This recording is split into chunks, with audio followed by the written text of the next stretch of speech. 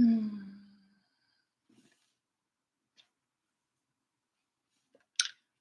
YouTube. I'm just waiting for Instagram. I've got followings on TikTok. Hello, Emmy. I'm just talking to YouTube because I never look at YouTube because I've got a very small following and I don't tend to get a lot of questions on there. My followers are on TikTok, really, and I'm new on Instagram. So these lives are new and really excited about it. I'll be doing it every Thursday night from now on. While we're waiting for people to turn up, I'd love to know where you're from and how old your kids are. Hello, Niha. Oh, sorry, I know I messed that up. So, how old are your kids and where are you from? I'm always very interested in this. Hello. Okay. I'm new on Instagram here. Like I've only been on Instagram for a few months, so I'm new to this. If I mess up and miss a question, it's just because I'm new on here. Okay.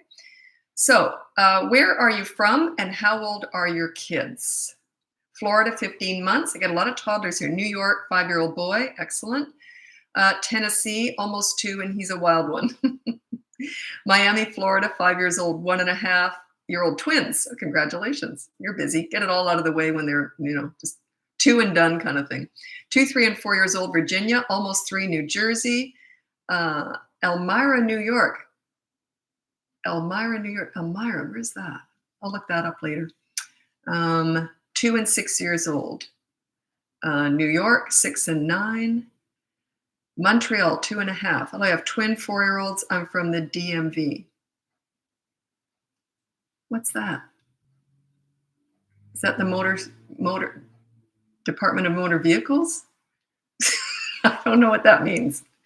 I gotta watch it because if I say stuff and I don't know what it means, oftentimes my daughter used to watch my lives and she goes, "Mom, just if you don't know what they're saying, don't repeat it because sometimes it's rude."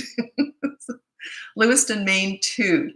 Okay, let's just get going with the live. If you go in the link above, you'll see everything I've got to offer in my business, my free behavior board, my toddler courses, my big boot camp course, 3 to 12-year-olds, and then coaching. That's the next level up. You can check that all out later on or whenever. And in the meantime, just start asking your parenting questions. I'll do the best I can to answer them on this live. I'm new here on Instagram. I've only been on Instagram really for a few months. So I'm new on this live here. Okay, I'm from Minnesota. I have 7 kids aged 10 to 1. Wow, you're busy. I think the biggest family I ever worked with, they had 8 kids. I'm not sure, but I think that was the largest family I ever worked with. That was just about systems. That they weren't naughty or anything. She wasn't dealing with discipline. It was just get systems in place. We worked on morning routines, night routines, meal routines. It was a lot of fun. I loved all that. Virginia, 2, 3, and 4. Okay. Sorry, I forgot. I'm used to doing this on TikTok and I'm used to everything scrolls by itself. I have to do it myself here. So doing my best here. How about a handful of 2 years? Okay, I'm going to give you my top 5 tips for parenting toddlers. That's a mouthful. Okay. These are my 5 top tips for parenting toddlers. By the way, I'm new on Instagram. I'm Lisa. I'm a parenting coach. If you haven't been here before, I'm assuming some of you have come over from TikTok, but if not, welcome. I'm Lisa. Anyway, I've been doing this for about 17 years, but I started working with kids 52 years ago, so I'm old. Okay, 5 top tips for parenting toddlers. Number 1 is child-proof your home so you never have to say no. Makes your life easier. My second tip is have a toy rotation system in place. It makes your life easier. Okay, and also they never get bored because you're always rotating their toys around. And then number 3 is when you want to connect with a toddler to me is under the age of 3. If you want to connect with them, you play in their world. You kind of do that at any age, but especially with toddlers. Words are not their world. It's all about actions. When they're playing blocks or something, get down on the ground and get lower than eye level even. And they just start to look at you differently because they're used to looking up at you. But when you get down on their level, when you're playing in their world, play like they play in their world. That's how you connect with a toddler. Number 4 is when you're disciplining a toddler, it's all about consistent corrective actions because they learn through repetition. Stop with the mini therapy sessions. I know they're trendy right now. Discussing all your big feelings and your emotions, that's garbage. That's not for a toddler. That's a therapy session. That's for an adult. It's ridiculous. Anyway, so stop. I know it's trendy, but it's just garbage. Anyway, and number 5 is stop trying to figure toddlers out. They're not figure outable. They're brand new, fresh human beings. They've got one marble and some tumbleweed in here, okay? They're just forming. They're crazy, but it's not so much they're crazy. They just haven't developed sanity yet. Some of them might even go like this and smear poop on the wall. To that toddler, that makes perfect sense. They're not trying to make sense. They're just all impulse and doing stuff. So those are my top 5 tips for parenting toddlers. Some people have said to me, I had friends years ago who said, I childproofed my whole house, so I never had to worry about anything. And they say, well, they're never going to learn not to touch stuff. They had kids who were brushing their teeth with toilet brushes, getting into the Vaseline, smearing it all over the whole house. I just didn't want any of that. So I just avoided it. The funny thing is, when their kids would visit other homes, they were looking for stuff to get into. My kids weren't. They didn't end up being precocious at all because they weren't used to getting away with stuff. They weren't used to being precocious. So actually, sometimes you're training them to be precocious, right? I never had any plants down at ground level. Everything was from the waist up. My house looked ridiculous when I had toddlers. Everything started here and went up. So anyway, that was just a personal choice. Okay. Sorry, I'm new on Instagram here. I'm not sure how to scroll through. I'm used to doing these on TikTok, and it scrolls by itself. I have to do it. So, okay, 13-year-old daughter. Teenagers are my favorite age. 13-year-old daughter having friend problem. I don't think she's handling it with her as well as she could, but don't want to listen to a lecture. Of course not. How do I help? I'm going to tell you in a second, but first of all, I'm going to read my top 3 tips for parenting teenagers. And your number 1 is for you. Okay, you listen to understand and show empathy. You do not listen to gather information to lecture with. They will shut you out. They won't tell you anything. So when you get good at listening to understand and show empathy, they'll tell you everything, okay? So, and then number 2 is you negotiate pretty much everything. And number 3, don't sweat the small stuff. Okay, so your daughter's having friend problems. You be relatable. Say, oh yeah, I know that is really frustrating. If she wants your advice, she'll ask for it. She already knows it anyway, basically. But what I would do is I would talk about problems I had. Be relatable. Say, I remember when I was young, I remember it was the same thing with me. I went through this, but don't offer solutions. What you can do, and you might say something like this: do you want to do some role playing? And so you'll say, I'll be you and you be the friend, and you tell me how they talk to you, and let's see if we can work this out together. You always want to problem solve together, or you want to encourage them to solve their own problems. But with this, you might need some ideas. Okay. If you want my help with that, you can hire me in the link above. Okay, let's get going. I love teenagers. They're my favorite age. Most people struggle with teenagers because they don't adjust their parenting for the teen years. If you don't adjust your parenting for the teen years, yeah, kind of asking for it. I'm going to tell you the 4 stages of parenting, and it's not about the kids, it's about you. Okay, so there's 4 very distinct stages of parenting that you go through. Okay, the first one is the baby. That's 0 to 15 months. It's all coddling, cuddling, they cry, you pick them up, it's nurturing, it's all that stuff. Then you'll change. You'll go into the toddler years with your kids, and they're 16 to 35 months. You're starting to teach them right from wrong. It's consistent corrective actions. It's not words, it's actions. So you got to be consistent, though. That's the key. If you get something 9 times out of 10, they're going to remember the one time you messed up. So that's the toddler stage that you're going through. Number 3 is the child stage, 3 to 12 years old. I have a full course on that, my boot camp course, if you want to check that out. That's the toddler stage. You're in full leadership mode. That's when they want to please you. They look to you for everything. They look up to you. You're like a mentor. When you're a good leader for your children, they are not susceptible to peer pressure, bullying, the drug dealer on the corner, the internet, the Kardashians, nothing. They're going to run everything by you. You're in full leadership mode. Then you want to go into the teen years. That's 13 plus. This is where things really change. You want to back off a little bit with the leadership. You want to allow them to make mistakes. You want to listen just to understand, and you don't want to tell them what to do. And you negotiate pretty much everything with teenagers. If you don't shift your parenting in those teen years, yeah.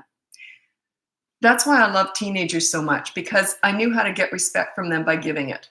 I knew how to let a lot of stuff slide and focus on the good. The thing is, when you're in full leadership mode, they want to please you. Children want to please you, and you want that. They desperately need leadership. So you want them to want to please you. In teenage years, you don't want that. You want them to be more their own leaders, and you want them to not want to disappoint you at the most, okay? You want them to want to please themselves, okay? It shifts and changes, but they'll tell you everything. If you're a good leader, or if you're a good listener with teenagers, they'll tell you everything. You may not want to hear it, but they're going to tell you anyway. Okay. How to make an 18-month-old stop screaming? I don't know. They're going to go through stage after stage after stage. Toddlers, don't try and figure them out. Just ignore the screams and reward the calm. The thing is, you got to be quick with that because they're right in the moment. They're not later on, oh, good, you didn't scream. Now I'll get you something. It's not like that. So they scream and you just kind of turn away. Every time they scream, it's going to take time. It's a long haul. That's a slow burn. Toddlers are just crazy. They're not going to make any sense.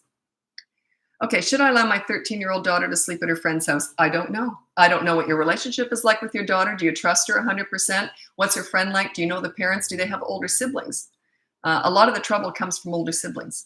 I won't go into it, but yeah. So you want to check into that. You want to know what's going on at that house.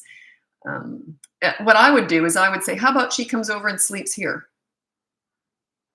Or is it a boyfriend? Is that what you're talking about? Anyway, if you want my help with that, teenagers, it's almost always coaching rather than a quick, easy answer because I have too many questions. I have to assess the situation.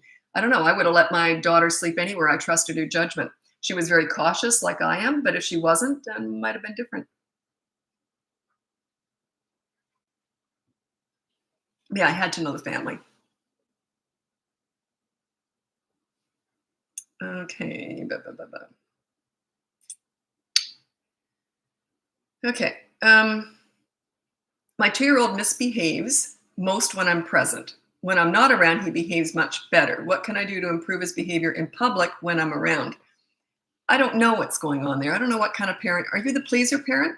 You know, there's 3 very distinct types of parents. The old-fashioned authority, the very new trendy pleaser parent. You're discussing all their feelings. You're trying to make everything easy for them. You believe in participation awards, which is just crap. But anyway, it's all that kind of stuff. You want to make everything easy, hand everything to them. If you're the pleaser parent, you're raising self-entitled snowflakes with mental health issues. I also believe it's led to the drug problem these days too. It just has. You're raising very weak individuals. They tend to be very self-entitled victims. That's the pleaser parent. I'm neither of those. I'm the leader. I guide them into making good choices. Never really told my kids what to do. They were self-disciplining. So yeah, that you want to work on your leadership skills. That's all I teach. You can check in the link above if you want to know how you can get my help. I've got free stuff, courses, and coaching if you're interested. But yeah, I don't really know what kind of parent you are. So if you're always trying to give in to them when you're at home, you've got to be 100% consistent too. So they're good with other people though. So it's not adding up to me. I don't know what's going on. I'm suggesting you're the pleaser. I'll give you a good example of this. I was the leader. My ex-husband was the pleaser. The kids were quite different with him when I wasn't around. Because yeah, they always look to me. They always look to the leader. They're the one you go to also. Yeah, because children love a leader. They love the other parent too, but the leader is the one they want to please. The leader is the one they look to for everything. And there's usually a leader and a pleaser in the family. That what makes it work with my ex-husband was he always deferred to me. He used to say as they got older, do you want me to tell mom? And they go, never mind. Like with my dad was the pleaser, my mom was the leader. If I tried to get one over on my dad, he'd say, well, let's go check with your mom. I'd say, never mind. So they don't need 2 leaders, they only need 1, but the pleaser has to back up the leader. So yeah, work on your leadership skills. I'm suggesting you're not a leader. Only because they're good when you're not around. That's the thing. If they're just kind of wild all the time, you just got to wait it out. They're just toddlers, right? But if they're good when you're not around, and that's what I'm feeding off of here. Okay. By the way, welcome to my live. I'm new on these Instagram lives. I do them every day on TikTok, but I'm also doing them here. I'm new on Instagram, so I'm just it's a new beast for me. So I'm just kind of figuring this all out. Can you adapt the behavior board for a kindergarten classroom? No, I teach parenting. Huge portion of my clients are teachers, principals, child psychologists, because parenting is different. I can't do their job. They struggle with parenting. It's different. So the reason for that is because one's an institution, one's personal. Behavior board, I don't know how to teach, so I wouldn't know if it would work. But a lot of my teachers use it. But a lot of my clients who are teachers use it. But I can't give teaching advice. I stay in my lane. Parenting, piece of cake for me. I would wet myself if I had to teach. I just couldn't do it. So it's not my thing. It's not my lane. Do you go into inner child healing? I don't talk like that, so no. I'm raising confident kids who like themselves. That's the whole goal. Your goal with parenting as a leader is to make kids like themselves. They have self-discipline, they have pride, and they want to please you. And then as they get older, they just want to please themselves. Like they just learn, they have pride in themselves. So yeah, I don't do therapy sessions with kids, all that healing talk. I don't do any of that. I know it's very trendy right now. If you've watched me for long enough, you know my thoughts on that. It's just, it's very good for my business, by the way, because that kind of stuff tends to backfire in later years. I specialize in crisis work. So if I've dealt with kids who were abused in that, I have methods for that. That's all coaching. I don't discuss that here. But if it's just trying to, yeah, I don't get into that. Uh, they are healed by having a leader. It happens organically. When you're a really good leader for your children, they feel safe, they feel secure, they feel confident, they like themselves, they have high self-esteem. Leadership takes care of all that. You don't need to do the therapy sessions with them because you're a leader. The pleaser parent has to do a lot of therapy sessions because they don't have a leader. It's just a mess. It's a mess. Oh, please help. My 3-year-old told me she doesn't like me. Okay, if she says that when she's not getting her own way, then I would just say, whatever. If she says that when you're on the Dumbo ride at Disneyland, then I might look into it. But yeah, she's just saying it as I hate you, you hate me, I hate you. I'd just go, whatever. If it's only because they're not getting their own way. It's usually a manipulative tactic because it works. Wouldn't have worked on me in a million years. That's why my kids never said anything like that to me. I would just go, whatever. They just wouldn't. So yeah. Are they saying it when everything's great? Then I would look into it. Otherwise, who cares? It's just manipulation. Yes, a 3-year-old can manipulate. Yes, they can. That's when they can stop and think before they act or say something. They don't all do it, but they have the ability to. Okay, how to deal with, well, this is interesting. How to deal with a 5-year-old who has separation anxiety and gets really sad and refuses to go to school. What do you mean refuses to go to school? You can get a 5-year-old to school.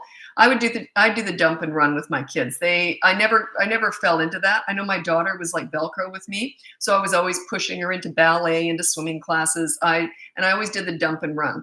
I would just dump her off, say I'll pick you up at a certain time, and then I would run, or go around the corner and watch her. So I knew not to let it get to me if she saw that I was upset, and sometimes I was. I remember I started her in ballet. She was 3 years old.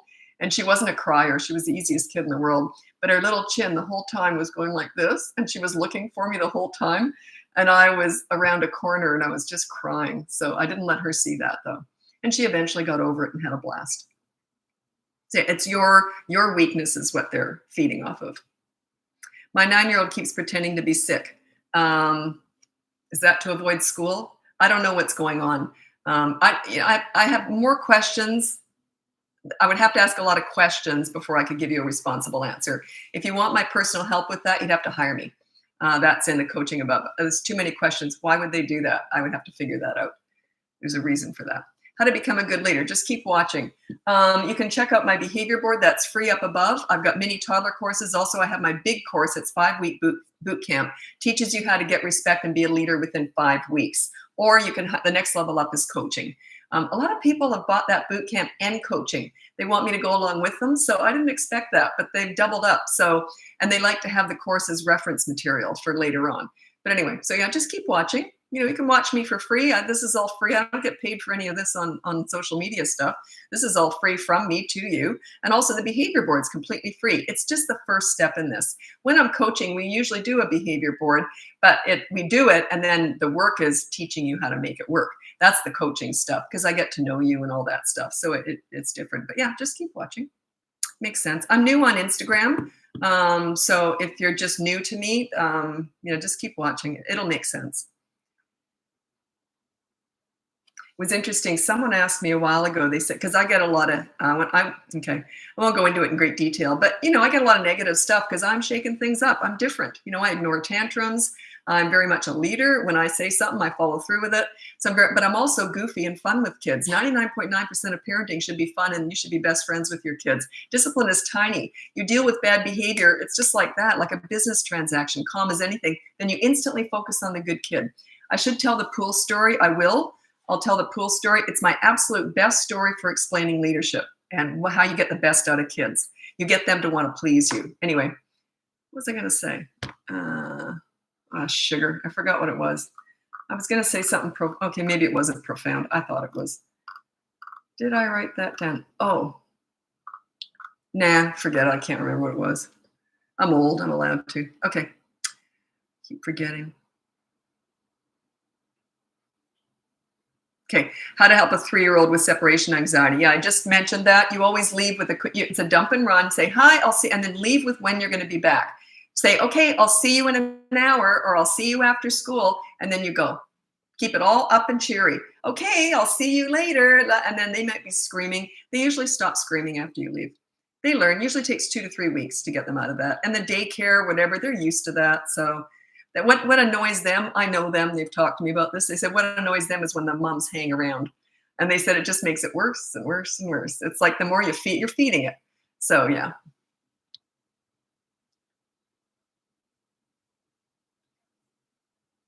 Oops, sorry. I'm new here, so I'm new on Instagram, so I'm not very good at scrolling yet. Sorry. Our almost 4-year-old throws big tantrums almost every day. How long would you expect it to take to get back on track with using your methods? Just trying to prepare for the long haul. Okay, 4-year-old still throwing big tantrums. They only do that because it works. At the age of 3.5 to 4, they only do what works. Even if it's not working every single day, they have a memory of it working in the past. So that's why he's doing that. It's a learned behavior after a while. They start out just organically. Some have tantrums, some don't, but they continue on because it works. So anyway, I would say 3 to 6 weeks is when you'll see. I would end the tantrums in 2 to 3 days, but I'm level 10 with what I do. If you're with a 4-year-old, I could end it, not with a 2-year-old. That takes a lot longer. But with a 4-year-old, yeah, it wouldn't take me long at all. But yeah, it would probably 3 to 6 weeks. Check out the boot camp. It goes into that. Once you're a leader, that just stops. A leader just levels out the kids. It calms them down, and they start to look at you differently. They go, oh, I get it. And they start to look up to you. Children need, crave, and want a leader. If you don't provide that for them, they're going to be very vulnerable out there in the world. They're going to look for leaders everywhere else. Their peers, bullies, the drug dealer on the corner, the internet, the Kardashians. They're going to go searching for a leader. It's a natural instinct for a child to need a leader. Most adults do too. We like people to look up to. That's why people go to church. That's why they believe in God. They like something to look up to. Kids are no different. But they need it. They're forming, they're growing. They need your guidance. Okay, this is a good one. No, you can't use the behavior board for a 2-year-old. It starts at 3 because their sense of reasoning isn't there. They have to be able to stop and think before they act. They won't all do it, but they have the ability to at 3. So your question is, my 2-year-old boy has been getting negative attention from me because he's constantly testing limits. He hits, I take a toy. Does the behavior board work for 2.5-year-olds? Okay, if you're meeting their needs, the discipline is about managing their wants. Make sure you're meeting his needs. Do you play with him every day? Do you focus more on the good kid or the bad kid? Because parents say this to me all the time. So I think I'm going to sneeze just a sec. Parents say this to me all the time. Well, how do I play with my kid when he's rotten all day long? And I said, you got to find those opportunities. I'm going to tell you the pool story. It just synopsizes all of this. It's a true story. My son, I'm new on Instagram. I tell this every day on TikTok. So if you're from TikToks, you might want to tune me out after this or while I'm telling this. Anyway, the pool story is a true story. My son was 8 years old and we had a pool in the backyard. So for his 8th birthday, I invited 5 8-year-old boys over. So there was 6 little 8-year-old boys in the pool, and that was his pool party for his birthday. So anyway, I said when they first come in, no parents stayed because I said, don't talk to me. All I'm doing is counting heads. So even parents who didn't know me, they felt quite safe when I said that. I said, don't even talk to me because I'm just counting 6 heads, right? So I'm a safety nut. So anyway, what I said when they first got there is I said, Whaley can't go in the pool. Now, Whaley was a giant blow-up toy, and we didn't have a foot pump. I had to blow up using your lungs. So I didn't want to deflate him. I just put him way off to the side, though. And I said, now, Whaley cannot go in the pool because 3 kids could die behind Whaley. He was gigantic. I couldn't see behind him. So I said, fine, have fun in the pool. Sure enough, one of the kids brought Whaley into the pool. And I said, Whaley, out of the pool now. Like that, very calmly. And he said, no. And my son went like this. Because he knows mom knows how to take care of business. And I did, fully clothed. I was in the pool. I carried this kid out. I sat him down beside me before he even knew what happened. And I said, you're going to sit there for 10 minutes. So now I'm counting 5 heads in the pool. And this is what I'm doing with this kid sitting beside me. I talked about, I used to work with him at school. He was a handful. And I talked about a test that he'd worked on, how well he did on the test. I talked about he got a gold in soccer. And then I asked him, what PlayStation games do you like? And how do you play it? And blah, blah, blah. He's talking, having a great time, right? 10 minutes is up and I say, okay, you can go back in the pool. I couldn't get rid of him. He's talking to, I could not get rid of him. Anyways, talking to me, talking. He's feeling great about himself. So I kept looking at my son like, help, and my son finally said, we had a basketball hoop set up in the pool. So he said, come on, we need like 2 teams. So finally I got rid of this kid. He went back in the pool. For the rest of that party, now he was a handful. He had ADHD, WXYZ, whatever. Yeah, I called them alphabet kids. And those are all the kids I work with. So anyway, he was a handful. He could not do enough for me. Lisa, can I help you with the cake? And geez, I couldn't get rid of him. He was like Velcro. He was trying to please me because you know why? I made him feel good about himself. I dealt with the bad behavior and then I focused on the good kid. 99% of my focus is on the good kid. Okay. Now, a lot of people make the mistake by focusing on what he did wrong and lecturing him about it. That's berating him. I think it's mean. I wouldn't do that. He already gets it. Plus, when I said, and let's go through it step by step, I laid down the rule very clearly. And I didn't say, please don't take Whaley in the pool. Why would I beg? It's a safety issue. I said, Whaley stays over there. It's a safety issue. I can't see behind him. So don't take Whaley in the pool. Okay, that's all I said. Then when the kid took him in the pool, I said, Whaley out of the pool now. I would never beg. I would never say please because he's just broken a safety rule. So anyway, when he didn't, I took action right away. I don't repeat myself. I don't nag. I don't do any of that. I took action. I'm in the pool. I carted him out, had him sitting beside me. And then I was very clear. You're going to sit there for 10 minutes. I didn't say why. He's not a moron. He knows why he's sitting there. You don't need to keep reminding them of what they did wrong. I know you want to do these therapy sessions, but they're actually quite mean. So now all I'm doing is focusing on the good kid. Why would I do that? Why would I build him up? Because I'm setting myself up as a leader and a friend and someone that he would be embarrassed to be rude to after that. All of a sudden, he respects me. He respects himself too. I wanted him to like himself. Okay.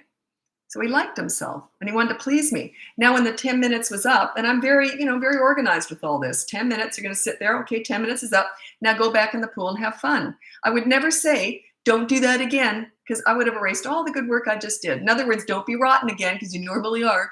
A lot of parents and people do that, and I don't understand why. Why would you want to keep reminding them of the bad thing they did? You should focus on the good kid.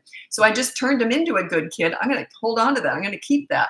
So if I'd said, don't get Whaley in the pool again, he might have given me the finger or something. You see, it would have instantly triggered the bad kid. Instantly. The funny part was he was great all afternoon. Well, he was annoying as anything. I couldn't get rid of him. He was all over me.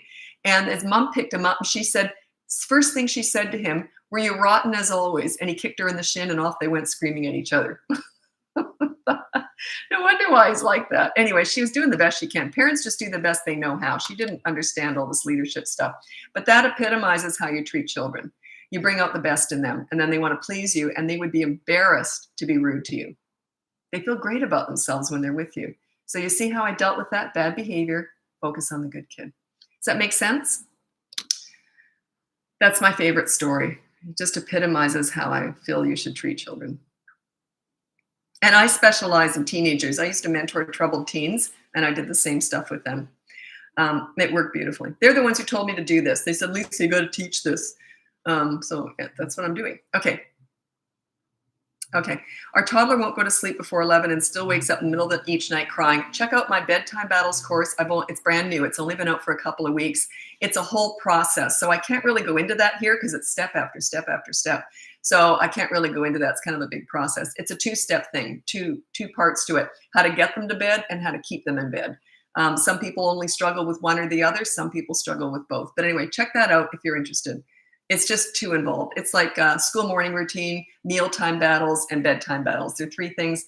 You won't see me talk about them much on here because they are, I'll have the mealtime battles and school morning battles courses done soon, hopefully. Okay, great true story. Yeah, it was. It's one of my favorites. I've got tons of stories. I've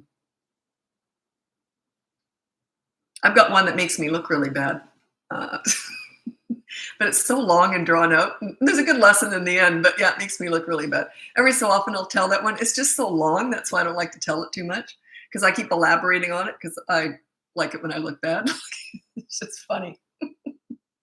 I was a new mom, even though I'd had experience with hundreds of kids, I still mess up with my first kid for sure. I only did it once really bad though. It was funny. Okay. And the neighbors with older kids were laughing at me. It was embarrassing. Okay. My 17-month-old learned a bad word. We reacted to it now. Well, you can't just cut them out of it. Just stop reacting. Ignore it every time they say it. You can't stop a 17-month-old from saying something. You can try, and if it works, let me know how you do it. I've never seen it done. Okay. Dump and run with a 2-year-old. What are your thoughts on gentle parenting? I sent these questions in a question box too. Okay, yeah, I don't get to all the questions right away. I usually do it 2 or 3 times a week. I'll answer my messages and questions because I get hundreds of them, so it's just too difficult.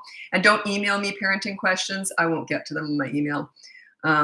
Anyway, dump and run with a 2-year-old. What are your thoughts? Don't comment on other parenting methods. I umbrella them. I don't know where they are. I've never looked at another method. I've never read a book on parenting. I've never read a book on kids. I don't know who else is out there. I stay in my lane. I've got 52 years of experience with kids, and that's what I feed off of.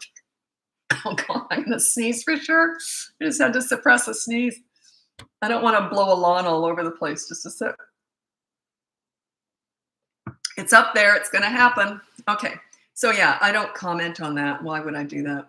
Like it's not. I'm here to teach what I know. I'm not here to comment on what I don't know. You see what I'm saying? Yeah. I don't know anything about it. The only thing I know about other parenting methods is when people come and hire me, they'll talk about what they've been doing and they'll mention other methods and other names of things. And I just tune it out. I say, well, we're focused on what we're going to do right, not what we did wrong. So, what are your credentials? I don't have any formal training at all. Kids taught me all this. And it was I was 11 years old and I started volunteering in daycare centers. And they asked me, they said, how do you do that? And I said, what? And they said, you get such respect and yet all the kids want to be with you. I didn't know how to explain it. I think innately, I always kind of understood kids. I knew how to be a leader and have fun with them and get them to respect me. They liked themselves when they were with me. So that's where I started. Then I thought, oh, I should be a child psychologist. So I was, I think, 20, and I entered this prerequisite course for university to become a child psychologist. And after a week, they kicked me out. I asked too many questions, and the other students started asking me questions about kids. What they were teaching was garbage. It was absolute crap. This is back in 1980. I'm sure they've fixed a lot of stuff by now. It was all very much the holier than thou, the authority style. I know better. You listen to me. You're always trying to outsmart kids. And it was a really patronizing way of looking at children. I hated it. So anyway, I should have held out for a couple of weeks. They would have given me double my money back to get rid of me. But yeah, I thought I can't work under that umbrella. It was garbage. So then I just kept volunteering with kids in hospitals, disabled children, and psych wards. I dealt with kids everywhere. Then I started mentoring troubled teenagers, and they told me to do this. They said, you got to teach this, Lisa. I think I was just born to do it, to be honest. Parenting was really easy for me. I loved it. It was the most fun I ever had. I never had to discipline my kids. They were self-disciplining because I was a leader. So I don't teach what I did because I did it when they were so tiny. I never had to discipline them, but parents want to know how to discipline because they've already got one up on you. So I teach what you need to hear. So, but I don't really talk about my own personal experience. Everyone used to say, you're so lucky you got such easy kids. But anyone who knew me knew I put in the work early on. So it just paid off right through the teen years. By the way, if you're going to take advice from anybody, read a parenting book, hire someone, watch someone. These are the 2 things they have to have, or else they shouldn't be teaching parenting, or you shouldn't be listening to them. I'm very adamant about this. One is they have to finish the job with their own kids. Parenting is experience-based. It's not like a brain surgeon. You don't have to have a brain tumor to operate on, but you do have to have parented and lived with teenagers to really understand where you're headed for those teen years. So they have to finish the job with their own kids. That's number 1. Number 2 is they have to have worked with hundreds of other kids. But I just happened to have got easy kids, they were easy because I got respect when they were little. How could I possibly teach parents with troubled teens if I hadn't worked with them? So they have to have worked with hundreds of other kids. So they have to be heavily experience-based. So those 2 criteria. Otherwise, if you're going to take parenting advice from someone just with little kids who hasn't worked with hundreds of kids, it's like taking financial advice from someone with $10 in the bank. It makes no sense whatsoever. It's hardcore, heavily experience-based. That's why so many of my clients are teachers, principals, child psychologists. They identify that parenting is personal and it's different. There's no PhD in parenting. It's just experience-based. So I couldn't do their job, by the way. So yeah, they respect the fact that I'm good at parenting and they're good at child psychology, teaching, principling. I couldn't do any of that stuff. So this is my lane. Okay, you're asking me something I can't answer, by the way. As a daycare provider, how do I handle bad behavior when the parents don't believe in saying no to him, 17-month-old boy? Nothing I can tell you about that. I can't tell you how to tell people how to parent. Do you know what I'm saying? Yeah, I can't help you with that. I've never run a daycare either. I would never tell parents how to parent. Like, yeah, if I was a daycare worker. And you're up against, I know what you're up against. Good luck with that. They'll be hiring me one day probably. So, yeah, but for now, sorry about that. How do I deal with my 4-year-old daughter hitting and scratching me? Okay, use the behavior board. That's free. It's in the link above. And you put down no hurting other people. So it covers everything. Some parents put down no hitting, then they start kicking. So you have to put down no hurting other people. And there's a consequence every time she does. So check that out. It shows you how to do consequences, rules, get that behavior board going. Okay. It's completely free. If you want something more advanced, then you have to get the boot camp course. That's for 3 to 12-year-olds. It goes into more detail about that right through 3 to 12 years old. And then if you want to go next level up, you hire me for coaching. That would probably be 3 sessions.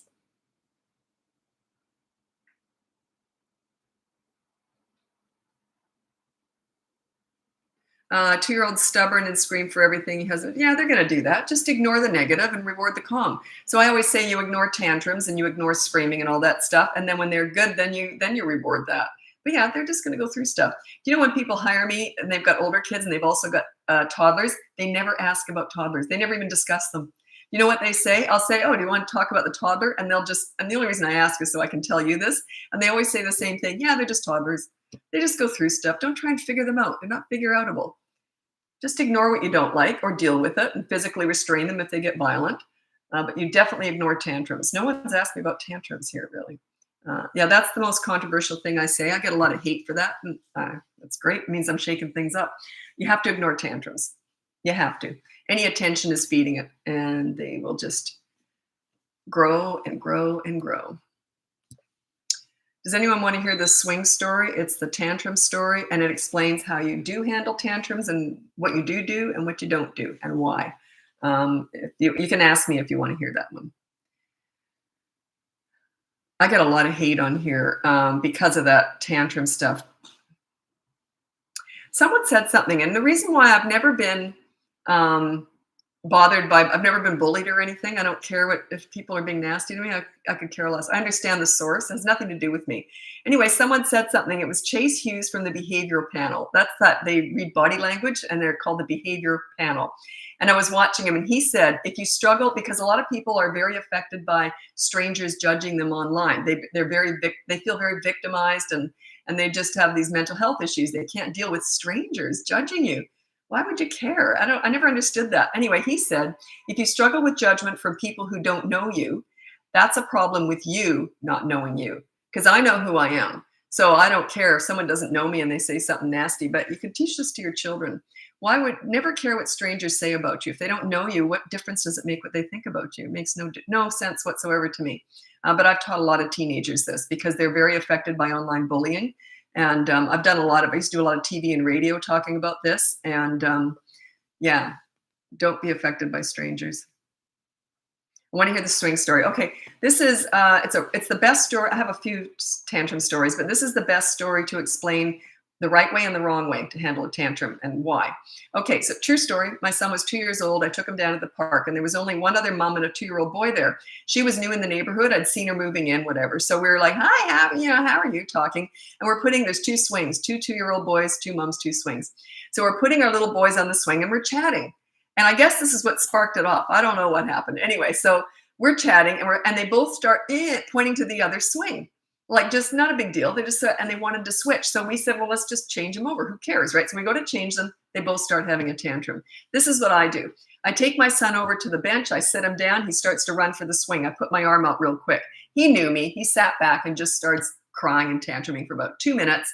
And then I'm completely ignoring him. I'm looking at the birds in the trees. I'm looking at my nails. I'm just looking around like this. By the way, when you're ignoring, never look at your phone and don't chat with someone. That's dismissive and rude. You want them to see that you know they're having a tantrum, but you're just like in a lineup waiting. You're just waiting for it to end, right? So I'm looking around. 2 minutes, he's screaming and having a tantrum, and then he just stopped. This is what I did right away. I said, y'all done? Okay, let's go back on the swing. So he goes on the swing, and he's having a great time. We're having fun. We're on the swing, okay? That's what you do. So, but he knew me at this point. He was kind of getting this, the idea about this. This is the other mom. She takes her son over to the bench, sits him down. She's talking to him the whole time. Now, you know, you should, you want a hug? Mommy loves you. I know your feelings. I know you were upset. Oh my God. I'm like, oh my God, that poor kid. She's doing the mini therapy session. She's feeding it. You know, I know it's trendy right now, but it's garbage. It's absolute garbage. That was invented to make the mom look and feel good in her own mind anyway. It's not working. So anyway, she's talking the whole way through. 20 minutes, this kid is screaming. She's trying to talk to him about what he should have done, what he did. What a wonderful boy. You're wonderful, blah, blah, blah, on and on and on. Anyway, so 20 minutes later, he stops the tantrum and he gets the hiccup cries. He's doing that right now. I'm like, oh, please don't do what I think you're going to do. She did. She did a mini therapy session discussing everything he did wrong. Now, you know, if you just done this, you know, you shouldn't have done that. And he's miserable. She's miserable. He's miserable. She's berating him for everything he did wrong. She rewarded the crazy by giving him attention. Then she didn't even reward the calm by putting him back on the swing. This kid's so mixed up. If I'm screaming and having a tantrum, I don't get on the swing. If I'm screaming, if I stop, I don't get on the swing. He's so confused. It's so confusing. Anyway, 30 minutes later, after we got there, my kid was tired of swinging. We went home. I guess she put him back on the swing. Who knows? But there's the difference. You see, I ignore the crazy and I reward the calm. She fed the crazy, fed the calm. She just was it was a train wreck. It was agony to watch because I had a lot of experience with kids before I had my own. So it's not that I was just so clever. I just had tons of experience. And I thought, oh my God, this poor kid. Now, does that add up? Does that make sense? Why you ignore a tantrum? And also my kids, only one of my kids had tantrums. It was my son. They're either born to have them or they're not. And his tantrums lasted a lot longer when I wasn't around. They were with his dad because his dad would sometimes talk to him during the tantrum. You don't do that. It's feeding it. It's just feeding it. It's making him more miserable because you want their brain to learn how to go into a tantrum, deal with it, and get out of it all by themselves. It's a process. They're building a connection in their brain, how to get themselves out of a tantrum. If you keep interrupting that, the connection never builds. They'll still be having tantrums at 16 years old. If you don't allow them to get that brain connection going, that wait a minute, this ain't working. Kids only do what works past the age of 3.5 to 4. Any attention is tantrum food, so it's working. Okay. And when you're out in public tantrums, someone asked about that, you still ignore them. But if you're somewhere where you're disturbing other people, like a restaurant or church, you take them out to a parking lot. You don't talk to them or look at them still, but you take them out and then you ignore them. So I'll tell you a funny story. It's another true story about tantrums. My son had a tantrum in a very loud, busy mall, so I didn't bother taking him out to the parking lot. He was 3. It was his second to last tantrum. He had one more at about 3.5. So I think he had more with his dad, but not with me. Anyway, so I pulled him over to the shop window and I just got out a nail file. That was my tool for ignoring tantrums. I would just file my nails. So I'm standing there filing my nails and he's having a fit. And it was over nothing. We hadn't even been talking. He just decided to have a tantrum. So the kids are crazy, right? So anyway, all these young moms kept coming over to me. Oh, you should give him a hug. Talk to him about his feelings. I'm like, oh my God, keep moving, keep moving. I didn't know what they were talking about. But anyway, all these other moms kept coming up to me, the grandmothers and the moms with older kids, the ones that actually know what they're talking about because they've got experience, right? It's experience-based. They kept coming over saying, you know what you're doing. And I said, yeah, I know what I'm doing. So you see, you're validated by the people with experience. Right? If you're going to take advice from someone with little kids, be careful with that. It's like taking financial advice from someone with $10 in the bank. They don't know where they're headed. They don't know the teen years. They don't know how to raise young adults. They haven't been there yet. So you've got to invest in tomorrow. Everything I teach is I'm teaching backwards. I specialize in teenagers. I used to do a lot of teen crisis work. So I know I'm investing in those teen years. I know how to get you there. I know how to make everything smooth and easy right through the teen years.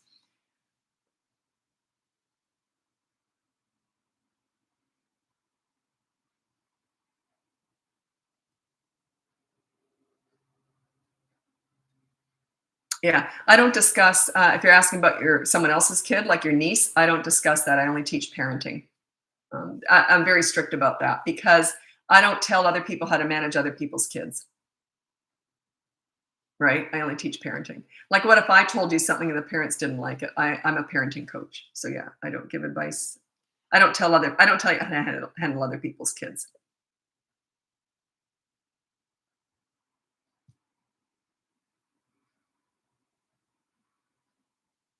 Okay, thank you for your logical advice. It's just common sense, right? Regarding tantrums. My granddaughter is 16 months and was watching And I was watching him this week and took your advice about reading a book out loud beside her. It worked. Thank you. That's my diversion method because they're only 16 months old. I don't do this with older kids so much, but 16 months old, still kind of a baby. I say it ends at 15 months, but it's right, right around there. So what I say to do is if they're having a tantrum, they're just on the ground, they're having a fit. I suggest that what you do is you kind of use diversion, but not like this. Here's a cookie. That's like a reward.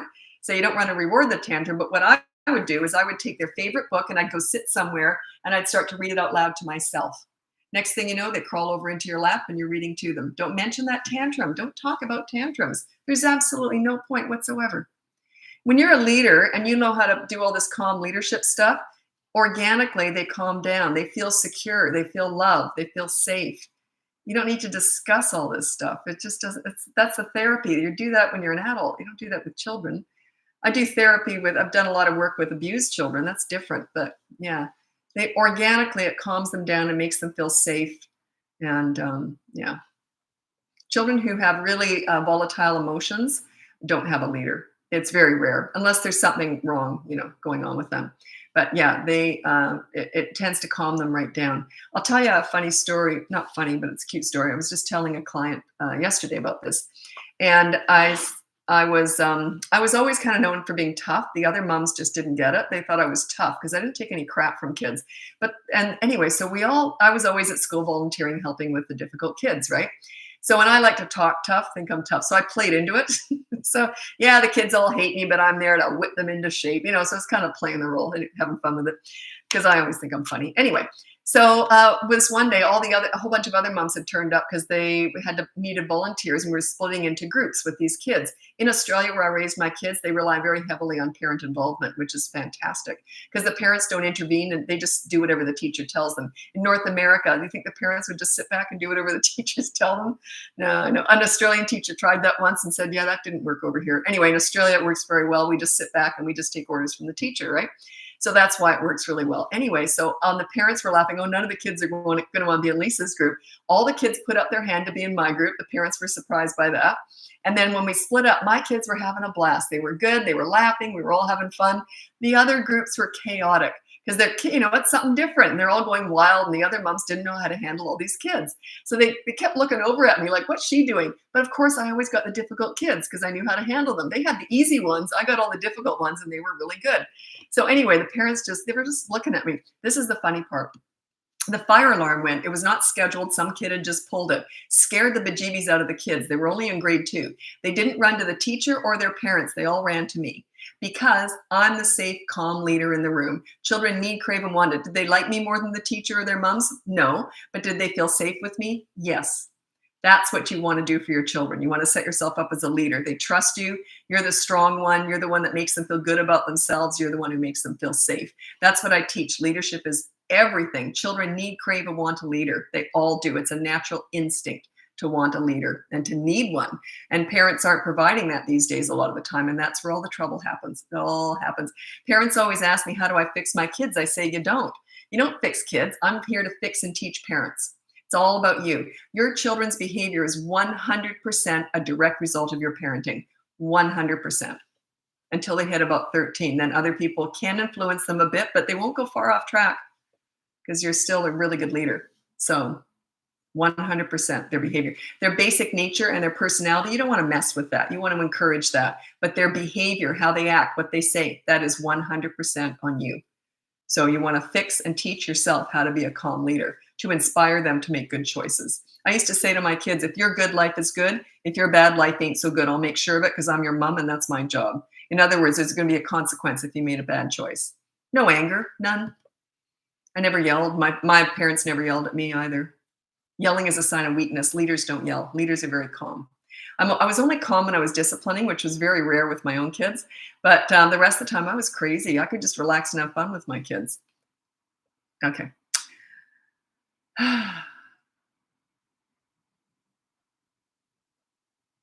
Okay.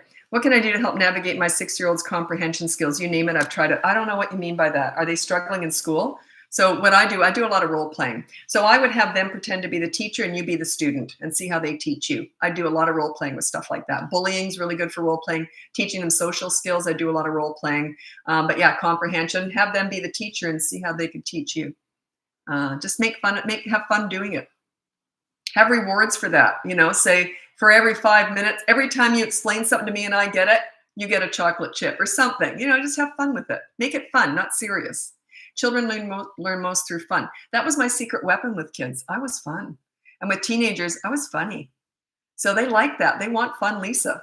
And then I got quiet. If they did something I didn't like, I had no leverage. I couldn't discipline other people's kids in a school or anything. I got quiet for just a few seconds. They didn't like that. They were embarrassed because they disrespected me. Have fun with your kids. Oh, I got a lot of stories for that. I won't go on about it.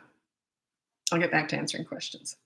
How can I learn to be a calm leader? You can just keep watching me, or you can get my behavior board. That's sort of the first step in all this. Check that out. It's free. It's in the link above. Also in that same link are my mini toddler courses, my big boot camp course, 3 to 12 years old, that teaches you how to be a leader. So even if you have a 2-year-old, you can't do everything yet, but it just tells you what's coming down the pike. So a lot of people buy that even if they just have younger kids. But the behavior board starts at 3. The next level up is coaching. A lot of people have doubled up. They've got the course and coaching. They just think we're going to double whammo it. And then they like to have the course for reference material down the road. So that's I didn't see that coming. But anyway, I would say just try the behavior board first. Then if you have a 3+, then try the course. And then if you really decide, if you've got extra things going on that just, the course can't cover everything. So yeah, then you might want to hire me. How can I get this type of leadership in the house if they are 4? Well, that's still tiny. My daughter's pretty set in her behavior. Oh gosh, no, not at 4. I specialize in teenagers. You can change it at 14, 16. I could tell you story after story after story about how things shift and change at 16. 17 and 18 is harder. It's doable, but it's harder. And your expectations you have to lower. You're not going for leadership, you're going for mutual respect. Anyway, but yeah, 4 is tiny, tiny. You're just that big. Stop negative attention, name calling, hitting, yelling. Okay, I'm saying perhaps this is my gut. I get a gut reaction sometimes. You're not meeting their needs. Do you play with them every day? A lot of clients, I say their rule on the behavior board is play hide and seek for 10 minutes every single day with your kids. If you don't, then you have to play for 20 minutes the next night. That's your consequence. Or 30 minutes or something. Kids love that. So yeah, play with them. That encourages good. I always say my weapon of choice with kids was I was fun. And then with teenagers, I was funny. I use humor and fun. And then I just pull it away a little bit if they're naughty. So yeah, fun is, don't underestimate the power of fun with kids. If you're fun and you always enter their world when you're having fun, you don't have fun with a 3-year-old at the nail salon. You go to the park and roll down the hill. It's always in their world, okay? Have fun with them. It gives you a lot of power.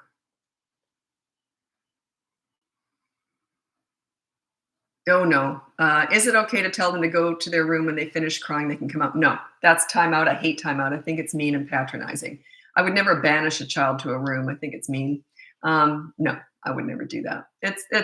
Imagine if you had a boss and he said that, go to the bathroom and finish crying. You can come out when you stop. It's the same feeling. It's humiliating. Yeah, I would never do that.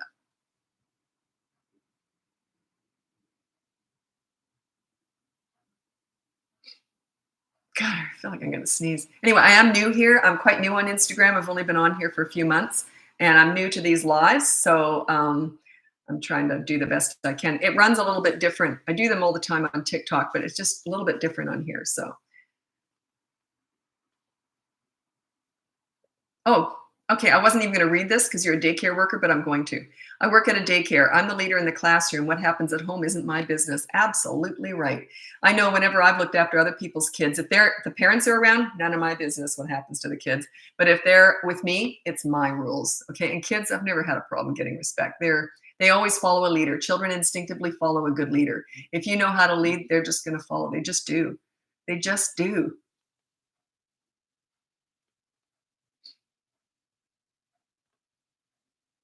Is staying calm next to them to ignore tantrums important, or is it okay to leave the room, put them in? No, you stay right there and be calm. This is me when my son had a tantrum, or I'm working with any kid. I always had a nail file. You never look at a phone or chat with someone. That's dismissive and rude. You want them to see that you know they're doing that, but you're just waiting for it to end. This is me. I always had a nail file, and I'd just be like this. You're modeling what you want from them. They're in the crazy zone, you're in the calm zone. As soon as, because you're modeling what you want from them. You're not telling them what you want. That's ludicrous. You're modeling calmness. So as soon as they calm down, then I would go, oh, okay, you want to read a book? Or something like that. You don't discuss tantrums. Why would you do that? Doesn't make any sense at all to me. I don't know what people are teaching out there aside from what my clients tell me, but I know a lot of therapy sessions are really trendy right now, discussing all the big feelings around tantrums. It's just garbage. It's absolute garbage. It drives me nuts because I have to fix all that damage that's been done, right? It's good for my business though, but I'd rather not. Okay. 2.5-year-old is hitting at school, but not at home or around us. Well, they probably haven't got anyone to hit. They're probably hitting other kids, right? How to correct if it's not happening in front of me. With a 2.5-year-old, you really can't do that. That's called deferred punishment. They don't understand that. It has to be right in the moment. But I'm suggesting perhaps you give in to your kid a lot and they get their own way more at home than they do at home. That's the most common reason for that, is when they're supposedly good at home, but really you're just to please your parent, you give them whatever they want. They get their own way a lot more than they should. And then when they go to school, they don't get, it's not all about them. So they have a sense of entitlement. That's the most common reason for that. I could be wrong, but that's the most common reason. Okay, you've got a runner, a 2-year-old runner. Yeah, I'm going to answer that in a second. I'm going to read something. Okay, 4 annoying traits that kids are born to do or they're never going to do. So they're either going to do them or they're not. The only one my kids had was my son did tantrums. So they're either born to have them or they'll never have them. My daughter never had one. I never had one. I remember being really little and seeing other kids have tantrums. I remember looking at them like they were nuts. I thought, why would you do that? That's weird. And my daughter used to look at other kids too. Like she was 2 and she'd be staring at other kids. And my mom said, I used to do the same thing. You were like, what are you doing? Whereas my son would just scream and not have any concern. They're either born to have them or they're not, okay? You can train them out of that. And another one is climbing. They're either going to climb or they're not. The other one is aggressiveness. They're either going to hit or they're not. And the last one is running. They're either going to run or they're not. Those are the kids who don't even look behind when they take off. What you do is you put a harness on them before you go out. And as soon as they run away from you, you say no and you clip them in. Don't go on about it. They're only 2. These therapy sessions, don't do it. Just clip them in and keep them clipped in for the rest of that outing. They're going to have a fit. It's going to be ugly, but there's going to be a lesson behind it. The bigger the scene, the bigger the lesson. All my clients want the rainbow. And I say, are you ready for the storm? Because it's going to get worse before it gets better. Because they remember the old you that did things wrong. All of a sudden, you're doing things right. You're being a leader. They're going to fight to get the old you back. They're going to fight to be in charge again, like they were before. Okay. Love listening now. Got to go. Thanks so much. Life coach. Okay. Take care. Thank you very much for that. Well, I don't quite understand this. What to do with a 2-year-old that's scared of everything? I don't know why they're scared. I would have to assess that. They could just be highly sensitive, emotive. If you're a calm leader, that calms down. And when you're a calm leader and your children trust you, they feel safe. They feel they're just proud of themselves because they respect you. By the age of 3.5, that kind of stuff usually is kind of gone. Actually, 3 and 9 months is when that kind of all goes away.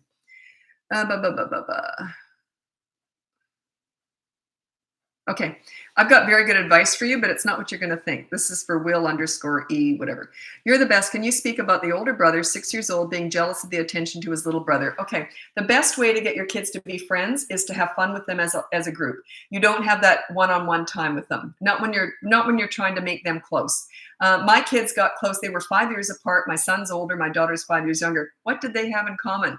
But they got along really well growing up because they spent most of their time laughing at me, because we did a lot of really silly stuff that I was really bad at. So we had a ton of fun. I won't go into it, but in coaching, I almost always tell the same story. We had Make Mummy Laugh nights, and we'd laugh so hard that we used to call them Make Mummy Pee nights, because I'd run down the hall holding myself while I was peeing. I was laughing so hard. So we just had a blast every day.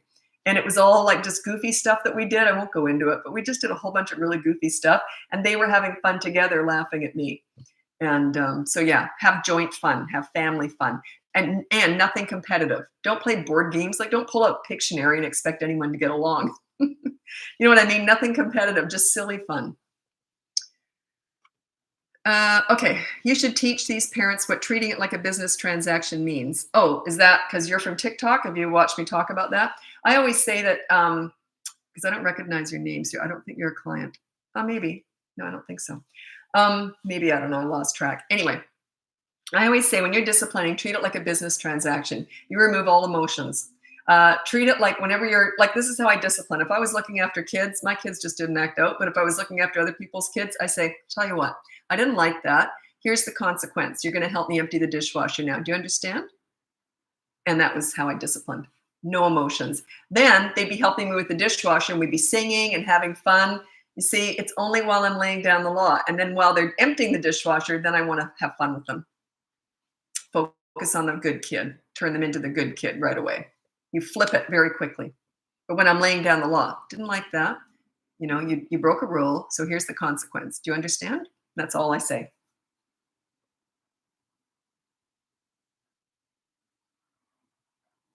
What to tell a 2-year-old that says they don't want to grow up every single day? Just go, oh, well, neither do I. Like, just, doesn't matter. They don't know what they're saying. It just gets a reaction. That's why they're saying it. And why is a 2-year-old saying? That's a lot of words for a 2-year-old. Okay, mealtime battles. I'm going to have a course coming out soon about that. It is a whole procedure. It's actually one of the more difficult ones that I do. Bedtime battles, I've got a new course on that now. The school morning routine's pretty easy too, but the mealtime, that's a whole thing. It's not a simple thing to do. So I'll have a course coming out because it's a whole procedure that you have to do to fix mealtime. So I can't really go into that right now. Depends on the age, your setup, blah, blah, blah.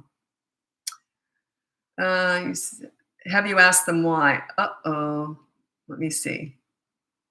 Are you talking about therapy session with kids? Oh, shoot. I've got an appointment soon. Sorry, I have an appointment soon with a client. Just a sec. I'm just going to turn off my alarm.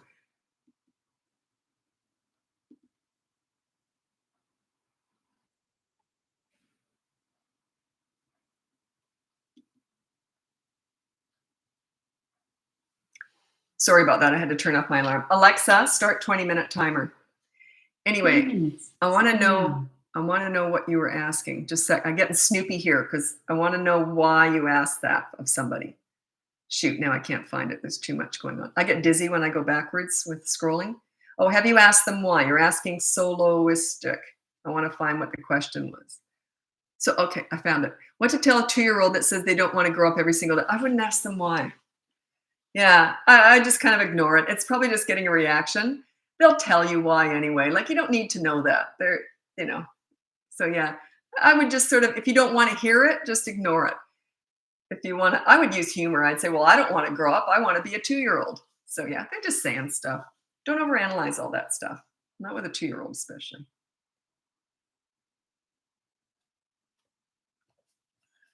It's not a big deal, but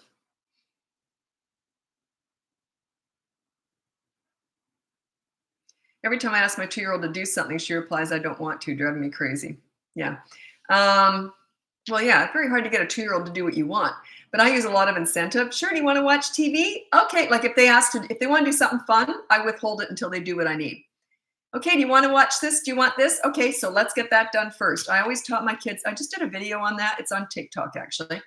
Yeah, I just did that. And it's how I never told my kids what to do. It'll come out here on Instagram. I don't do my Instagram, but someone else does.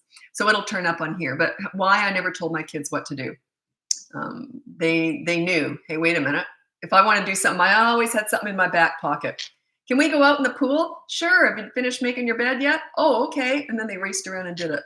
2's a little bit young for that, but yeah, I still use incentive with little ones. And I never say anything twice. So if I say, come on, we got to go, and they run in the opposite direction, I don't say anything. I just go and pick them up. If they're 2, I just go pick them up.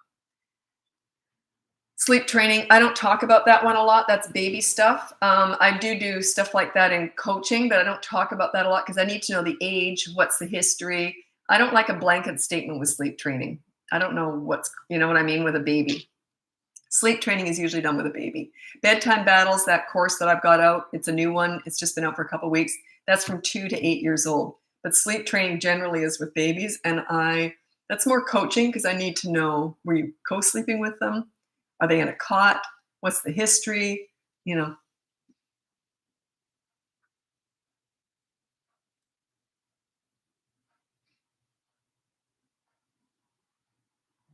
Screen time use with a 3-year-old. Okay. I've got a whole bunch of videos on screen time and how you manage media.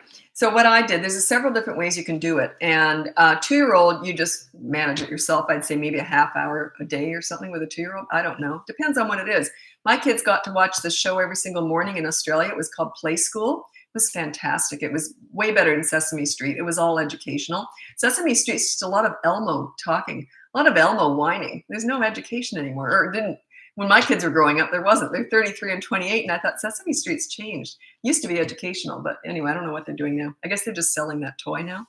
Anyway, but this show was called, it was just a fantastic show. So it was really educational. And then I was running around doing chores, so it worked out really perfectly. But they never got to watch it on demand. Like I would decide when they watched it. But now, media management, I'll talk about when they get older. Here's what I did with older kids, especially about 4 and 5. They can start to do time management stuff. But so if you've got like 4 and 5 and up, you say to them, okay, so let's say you pick, I don't know how many hours, but you say 10 hours a week, for example, for an 8-year-old, let's say. And then you say, now you manage when that happens. So they might use up the 10 hours in the first 4 days. And then for 3 days, they've got 0 screen time. It's a really good way to stop micromanaging and to teach them responsibility. It's one of my favorite tools. So yeah, I don't want to micromanage my kids. It's a pain in the butt. I want them to be self-disciplining. Thanks for the coaching. I have a 3.5-year-old boy. How do I correct the lying responses? I have a 3.5-year-old boy. How do I correct the lying responses? So he lies? Okay, so just put down the behavior board, no lying. And every time you can, and then you put down, I will decide, I will decide when you're lying, so that they can't argue it. And then you just have a consequence. Every time they lie, there's a consequence, period. Just say it like it is. No lying, no hitting, no saying bad words. Don't get caught up in all the political correctness.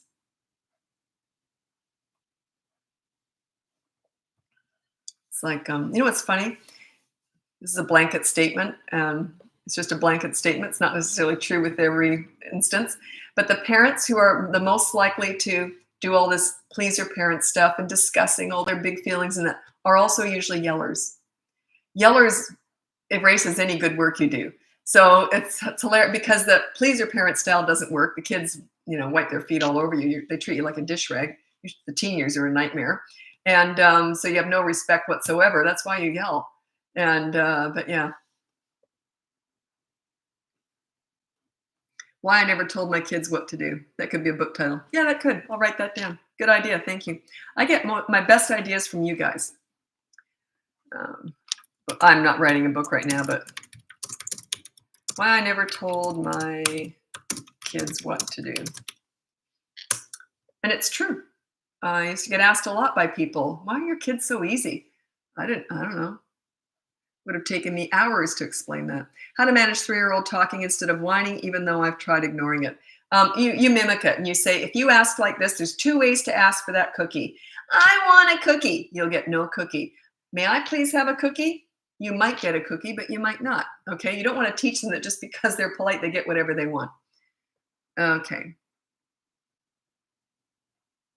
Okay, the sleep question for almost 2-year-old. He's in a crib. We read books and land down. He's been waking up in the middle of the night. Okay, my course explains all that. The reason why I don't like to answer that, the sleep problems, the bedtime battle stuff on here is I might miss a step.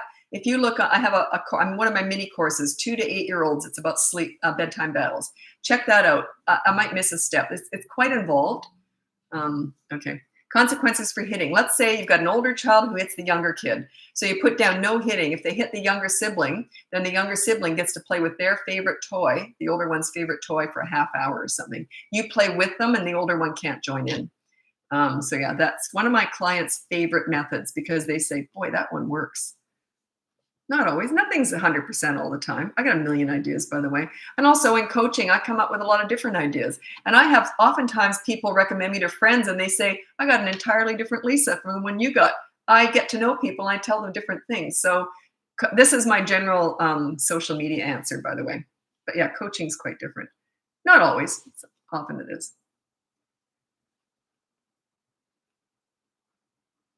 When you ask about kids pointing to other kids' faces, I don't know how old he is. Is he 16, 6? I don't know.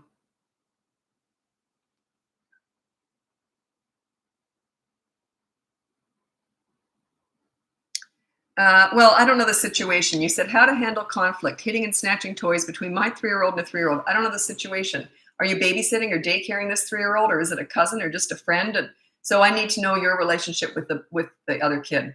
Otherwise, I can't answer that. Like, is the other mother there? If she is, not much you can do. I would never handle someone else's kid when they're right there. I just wouldn't do it for many reasons. One of them is none of my business. But if they're hitting my kid, I've lost friends over that. If their kid's beating up my kid and they can't control it, I just dump the friend. Babysitting the other. Okay, so you say no hitting, and whenever they hit, the other one gets to play with their favorite toy for a little while, 10 minutes or something. But yeah, and make it fair. Sometimes people don't know how to teach children how to share. So at 3 years old, they can learn how to share. At under 3, no. So here, I'll just give you an example of how you teach children how to share. I've got 3 really good stories for this, but which one? I'll pick the swing one. It's a different swing story from the tantrum one. Anyway, so let's say there's 2 kids in one swing, and there are 2 3-year-olds, 1 swing, 2 kids. Okay, so you go there and you say, I'll tell you what, there's only 1 swing, so we're each going to get a 2-minute turn, but we're going to flip a coin to see who goes first. The first turn only gets 1 minute, okay, and then you take charge, you flip the coin, okay, you go first, then the next time you go to the swing, the other one goes first. So you totally manage that. And then you're in charge. And use what timers are great. Use the timer. Okay, you got 15 more seconds. And then you're off, and then the next one goes. Yeah. And then they usually get bored while they're waiting, and they'll end up running around anyway. So works itself out. You got to take charge. So a lot of parents, a lot of people focus on teaching them what not to do. Sometimes you have to teach them what to do. So it's not just teaching them how to stop misbehaving, but here's how you share. Here is how the swing works if there's only one. Here's how it works if there's only one toy. You get it for 2 minutes, and you get it for 2, go back and forth. They get tired of it and they move on. It's just the way it goes. What age is okay for daycare? I can't comment on that. I don't know, but nobody can answer that. It's like asking, will the internet wreck our kids? No one can answer that. I don't know. Will too much screen time ruin our kids? I don't know. It hasn't been around. Have to be around for probably 100 years with hundreds of people, thousands of people being studied to actually know. And also, we're also different too. What affects one child one way will totally affect another child a different way. So.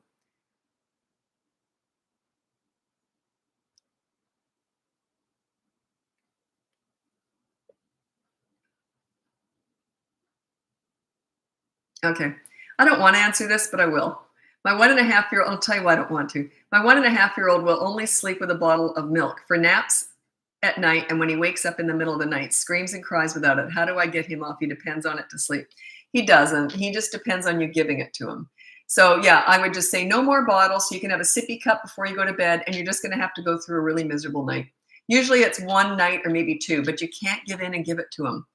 You just got to take it away. I'll tell you how I got my kid off soothers. He was 1.5. The only reason I even let him have a dummy for so long is we used to live in Australia, and we were doing a big 24-hour haul to Canada. And I thought, there's no way I'm going to take that dummy away until after the trip. The day after we got home, we were jet lagged, and my husband went to work, and I was home with him. And I said, okay, that's it. There's going to be no more dummies because you're a big boy now. He was 18 months old. I had him help me collect all the dummies, and we put them in a little Ziploc bag. And I carried him out to the garage, and I opened up the wheelie bin, and he threw them in there. Now, I wouldn't have got his dad to do that because he knew dad was more likely to give in to him, but he knew when mom said something, it was going to happen. But still, he never asked for them once. Now, that was not normal. He had tantrums. I was sure he was going to start screaming. The only time I was very careful, because whenever he'd go like this and then he'd look over at me, I'd look away really quickly. I wouldn't get eye contact because I thought, oh no, he's going to want one. So yeah, I just took it away. It's like pulling off a Band-Aid. Don't let them ever have a bottle if you want them to not have it at night. It's a mixed message. Why can't I have it at night when I get it during the day? Why, So you got to just take it away. But yeah, it's going to be rough. You can't make everything easy. Some of these things are just rough. You have to be willing to go through the storm to get to the rainbow. Everyone wants the rainbow, but they don't want the storm, so they drag it out. I'd rather have one big storm for one night, and then it's all peace after that. But everyone's trying to drag all this out. Well, I'll still go in maybe at 2 a.m. I'll let them have it. And you can't. You just got to make a decision and go for it. They learn. They survive. You're the ones who struggle, not the kids. Do you know the people have said, like whenever I've worked with kids, no one's ever said to me, here's an easy one, Lisa. They always go, good luck with this one, Lisa. Like they always give me the difficult kids or teenagers. Anyway, the ones that are the most feisty and difficult that everyone says they're just to hell, those are the ones that are the quickest for me to get respect with. Do you know why? Because when they come up against a calm leader, they go like this. Oh, finally. They're the ones who need it the most. So anyway, Kids desperately need, crave, and want a leader. So provide that for them, and you'll just see a huge shift. It's not about them, it's all about you. You got to learn how to do this, and they will follow. You lead, they will follow. But it takes a while to learn how, because you're changing yourself. You're changing a lot of your personality. You can't show fear, or you can't show that you're upset when they do something crazy. You can't show anger. If you do, they've won. You're not a leader.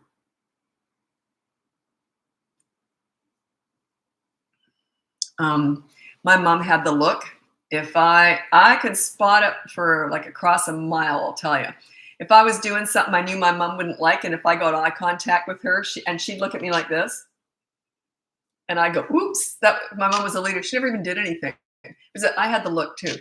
I just look at my kids. I might even say, "Are you kidding me with this?" "Oh, sorry, mom." So yeah, you want that. You want to get that look. It just makes your whole life so much easier. I'm here to make you have fun parenting and make it easy. That is my whole goal with you. I want you to enjoy parenting as much as I did. It was a blast because I got all that pesky discipline out of the way when they were little, and then I just relaxed. But I put in the work when they were little.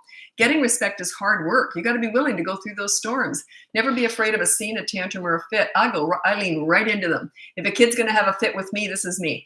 Bring it on, because that's my opportunity to exercise my leadership. Never try and avoid a scene or a fit or a tantrum. They've got you by the knackers if you do. You're afraid of them. And they just sense it. They can just tell. I remember once, I can't remember the situation. He was a little kid too. And he said something to me once. What did he say? It was so snotty. He says, "If I don't get this, you're going to be sorry." It was something like that. Thought, yeah, I won't be sorry. Like, there's the way he said it, and I know that his parents would have been like, they would have given it to him. "If you don't give me that, you're going to be sorry." I thought, yeah, good luck with that. Ah.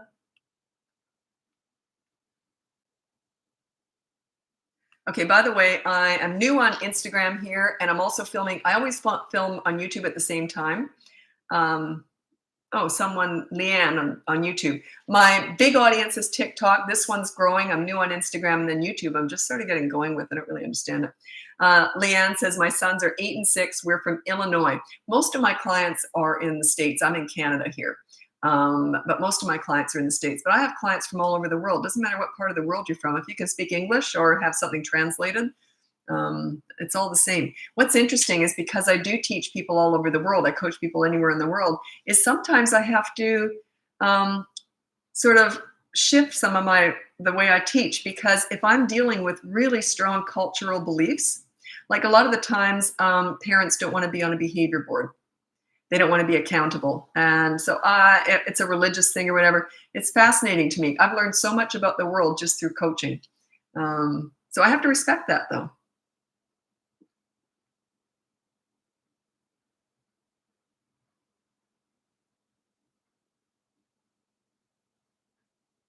Hmm. Okay. What if I didn't have a leader to follow? How do I become a leader? Well, that's what I'm teaching you here. Anyone can learn this. You just have to want to do it. It has to be important enough to you. You have to believe in it. Also, this is really important. If you're taking parenting advice from me, don't look at anybody else, because everything I teach is a package deal. It's like a pathway that you follow. It's like going to a Weight Watchers and then also looking at Jenny Craig or something else. You can't mix and match, because it's all meant to be used together. If you don't like me, go on to somebody else and just follow them. If you're really struggling and you want to learn how to get respect with your kids, pick a path and go with it. You can't mix and match us. Like, if you were to throw timeout into my method, it would tank. I hate timeout. I think it's mean. It's humiliating. I can't stand it. I've never used it. But people say, "Oh, I like timeout, so I'm going to use that with Lisa's methods." It wouldn't. Then nothing would work. So, because I teach respect. I teach how you give respect to get it. Timeout's disrespectful. So, but if someone else is teaching it and you like it, find someone else who does. Also, if you're going to take parenting advice from someone, it's heavily experience-based. It's all it is, really. There's no PhD in parenting, because a lot of my clients are teachers, principals, and child psychologists, and they identify parenting's personal. It's different from anything else. So it's experience-based. So if you're going to take advice from someone, make sure they finish the job with their own kids. So do they know how to raise them to young adulthood? Otherwise, how could they teach parenting if you don't know what you're investing in, right? And then number 2 is they have to have had experience with hundreds of other kids with all sorts of challenges. How could you teach this if you haven't worked with kids with autism, disabled children, abused children, ADHD, WXYZ. You have to have work with hundreds of kids. So look for those two criteria if you're going to take parenting advice. Otherwise, you're just taking advice. You're taking financial advice from someone with $10 in the bank. It doesn't make any sense at all. It's just experience based. And I don't know who else is out there. I have no clue. I stay in my lane. I stay away from all that. How about reward boards? Hate them. Hate them. They work in school. That's an institution. I don't teach parenting. I don't teach teaching. I teach parenting. Reward charts at home. This is the message that you're sending. This is what you're saying to your kids. If you have a reward chart, this is what you're saying to your children. You're normally rotten, but if you should happen to be good, you'll get a reward. See the message? It's my baseline expectation is good kids. I just expect that. I wouldn't reward for that. I'm not going to reward my kids for being polite. Why would I do that? That's my baseline expectation. My son was in grade 2 and his teacher called me in her lunch hour to tell me this. She thought it was so cute. She said, I said to your son, why are you so nice? And he looked up at her and he just said like that, Mommy makes us be nice. And I'm like, you're darn straight I did. That was my baseline. They had a great life. We were playing, had fun all the time. They didn't need a reward for being polite. So yeah, but the behavior board says you're normally wonderful, but if you should happen to do something bad, I know how to deal with it. I never used a behavior board, by the way. That's just a teaching tool I invented to teach parents how to be accountable. That's why you are on that behavior board too. You have a rule and consequence. The kids get to punish you. Boy, if I messed up, my kids would come to me right away. Mom, didn't you keep us waiting? You know we hate it when we keep you waiting. You hate it, and you kept us waiting. And I go, oh crap, what do you want? So I had to make amends to them, right? So yeah, you have to be accountable. Yeah, I don't like reward charts. They just send the wrong message. You shouldn't be rewarding for nice. That's just a baseline. If someone says, you know what's really dumb is I can always tell when someone was raised this way is you know how people will have their shopping carts in the middle of the aisle and you can't get by and you have to say, excuse me. I never say thank you when they move because it annoys me that they've done that in the first place. So I never say thank you. I'm more annoyed that that I had to ask. Just a second. Just a sec. Alexa, stop. So the reason why I never say thank you because they've just stopped being rude. Why would I thank for that? Anyway, you know what they often say? You're welcome, like in that real snotty tone. They shouldn't have been doing that in the first place. I would have said, oh, I'm so sorry. I hate it when people do that. That's that accountability instead of that entitlement. I'm entitled to have my cart here, and if I have to move it for you, you should thank me and kiss my butt. See that sense of entitlement? That's the reward chart people. They were rewarded just for doing what's normal, right? Okay. Yes, I'm opinionated. Very big on manners. Okay. How can I emotionally support a child during meltdowns or tantrums? You are modeling calm behavior. That is how you support them. You be a leader and do not interfere in that tantrum. You completely ignore it. You allow their brain to process that cycle, starting, during, and after a tantrum. You allow their brain to process how to do that all by themselves. If you get involved in the tantrum, you're part of it and you're going to stretch it out. It's going to increase in duration, intensity, and frequency. You completely ignore a tantrum. As soon as they're done, oh, you all done? You want to read a book? You reward the calm. You're just standing there waiting, filing your nails. You don't look at them or anything. Wait. It just works. It just does. Not initially. If you've been a rewarder and you reward the tantrum with attention, they're going to fight harder to get it back. If you haven't been a leader in the past, they're going to fight harder to be because they're the leader. If you're not the leader, they are. So they're going to fight harder to keep that leadership role themselves. It's going to be harder.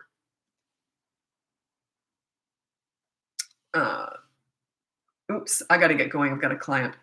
Anyway, thanks so much for joining me. If you go on the link above, you can get my free behavior board, buy one of my mini toddler courses or my big one, 3 to 12-year-old, how to be a leader in 5 weeks. That's the boot camp course. Or next level up is you can hire me for coaching. Check it all out. I'll be back again next week, same time. I'm just starting out I'm new to Instagram, so I'm just getting going on here. So I'll see later how many people turned up. I don't know how to read that. But anyway, thanks so much for joining me. I'll be back again next week. I'm over on TikTok every day. And then I'm also, these are saved on YouTube if you're interested. Thank you. We'll talk again soon. Bye now.